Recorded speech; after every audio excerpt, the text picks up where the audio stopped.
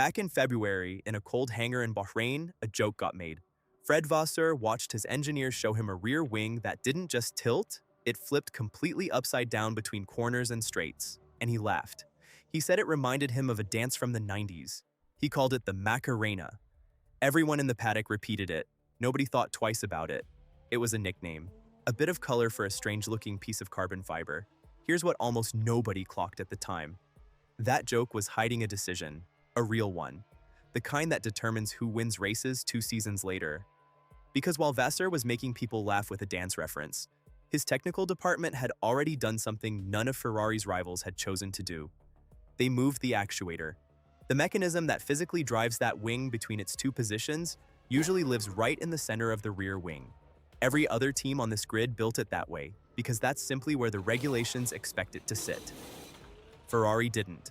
Ferrari pushed that hardware out to the end plates instead. At the time, almost nobody outside the factory understood why that mattered. It looked like an engineering quirk, a curiosity, something you'd mention once and move on from. Now, going into the Hungarian Grand Prix, you're starting to see exactly why it was never a quirk at all. Because moving that actuator out to the sides left something behind. An empty space, right in the middle of the wing, where every other team on the grid is forced to pack in hydraulics and wiring. Ferrari has nothing, just open volume, regulated, legal, and completely unused for months. Until Budapest. This weekend, Ferrari filled that space. 2 small triangular elements sitting on the trailing edge of the wing's movable flap, doing a very specific job. They straighten out turbulent air before it reaches the main surface of the wing, which lets that wing generate more downforce without dragging the car down on the straights. The paddock is calling them hangar flaps. And here's the part that should stop you for a second. Ferrari didn't invent this idea from nothing. Mercedes has quietly run a version of it since preseason testing. Red Bull built their own interpretation across several rounds this year. This is not some secret Ferrari cooked up in a locked room. What is genuinely Ferrari's and only Ferrari's is the empty space they built to put it in. Every other team that wants to run a similar solution has to fight their own actuator for room. They have to compromise. Squeeze the winglets in around hardware that's already occupying the exact spot they need. Ferrari doesn't have that fight, because months ago, before a single point had been scored this season, they built a car with nothing sitting in that space at all. That's not a coincidence you stumble into in July. That's a decision you make in the winter, and hope pays off by summer. And this is where the timing gets interesting, because Ferrari didn't rush this out the moment they had it ready. Other teams tried similar central winglets back in Monaco, when the straight-line mode zones weren't active on that circuit. And when the format reverted to a track with active aerodynamic zones, most of them pulled those winglets straight back off. They hadn't solved the compliance problem. Ferrari didn't even bother running the idea at Monaco. They sat on it. They waited for a circuit where the active aerodynamic system is genuinely in use, and where the trade-off between drag and downforce would actually reward the weight. That circuit is Budapest. The Hungaroring is often described as Monaco without the walls, and there's a reason that description sticks. Only one corner on this entire lap gets taken above 250 kilometers an hour. Straight line speed, the thing Ferrari has quietly struggled with most of this season, barely matters here. What matters is how the car rotates through an endless chain of medium-speed corners, how cleanly it puts power down out of slow exits, and whether the rear tires can survive 70 laps of that punishment without falling apart. That's not a track that rewards a fast car. That's a track that rewards a car that trusts its rear end, and that's exactly the profile this update is built for. More rear downforce, generated through cleaner airflow rather than a bigger, heavier wing, which means Ferrari gets the grip without paying for it in a straight line.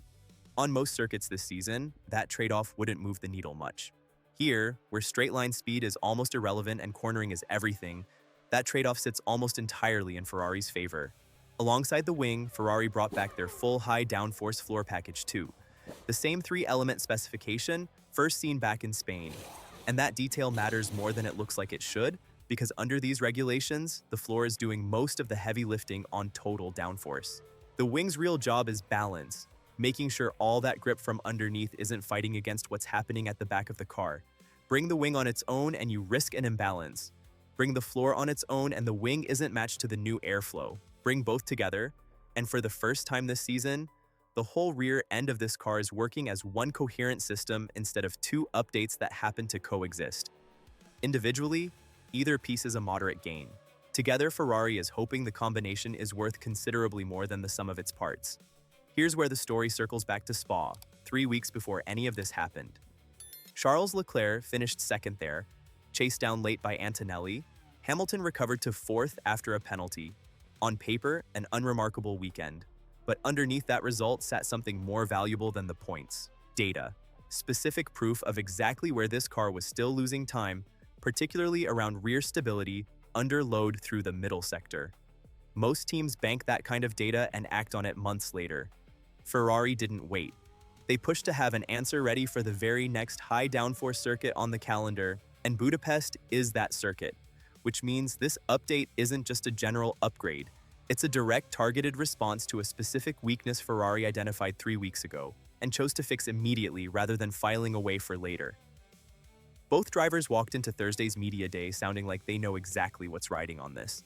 Hamilton has been careful not to call it a turning point, careful not to overpromise. He's been open that Ferrari's progress this year hasn't come from one big leap, it's come from small, consistent gains, race after race, and that Spa reinforced that feeling even with a messy result on the scoreboard. He's also been honest that Mercedes still holds the reference on a single qualifying lap, that they'll be hard to beat on Saturday specifically. That's not a driver talking himself into a win before a single lap has been run. That's a driver who genuinely believes the car underneath him has taken a real step, without pretending the other side of the garage has stopped improving too. And that combination, real confidence in the update, paired with honesty about where Mercedes still leads, is exactly the kind of read that should make you pay attention, rather than dismiss it as paddock noise. Mercedes remains the team to beat this season. Antonelli leads the championship with a healthy points cushion, and their strength managing rear tire wear over a race distance has been one of the most consistent themes of this entire year. That doesn't disappear because Ferrari brought new carbon fiber to Budapest. But Hungary strips away the one thing that's hurt Ferrari most all season: straight line speed, and leaves a race decided almost entirely by cornering, balance, and tire life, which happens to be exactly where this update was built to make a difference. So here's the read. Back in February, Vasseur made a joke about a dance move and everybody laughed and moved on. What he was actually sitting on was a design decision that left an entire section of his car's rear wing empty, on purpose for months, waiting for the one weekend of the season where filling it would matter most. Every rival on this grid has spent the year building around hardware sitting exactly where Ferrari chose to leave nothing. That's not something you improvise in July, that's something you commit to in the winter and hope the calendar eventually rewards. Budapest is that reward, or at least, it's the test of whether it was ever going to pay off at all. 12 races remain, 45 points separate the top of this championship, and Ferrari just spent a joke from February to buy themselves a genuine shot this weekend. We'll find out starting Friday whether that bet was worth it. Drop it in the comments. Do you think Ferrari finally has the car to actually beat Mercedes at a track that suits them this much? Or is this still a step behind where it needs to be? If you're new here, hit subscribe. We break down every upgrade, every team boss reaction, and every bit of paddock politics before the headlines catch up. Hit the like button if this kind of deep dive is what you come here for. It genuinely helps the channel more than you'd think. And if you want the full qualifying and race breakdown the moment the checkered flag drops in Hungary, turn on notifications so you don't miss it. Until the next one.